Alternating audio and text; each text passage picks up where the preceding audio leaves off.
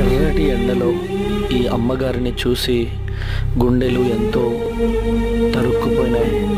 ఎందుకో ఈ అమ్మను చూసి కారు ఆపాలి అనక ప్రేరేపణ వచ్చింది. ఈ అమ్మ ఎర్రటి ఎండలో ప్లాస్టిక్ వస్తువులు ఏరుకుంటుంది.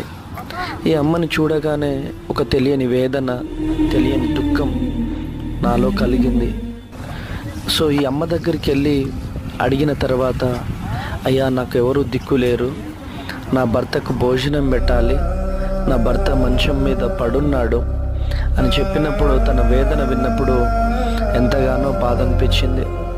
సో ఇలాంటి తల్లులు చాలామంది కష్టపడుతూ ఉన్నారు.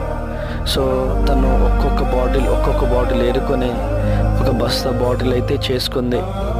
సో దేవుడు నాకు ఇచ్చిన దాంట్లో తనకి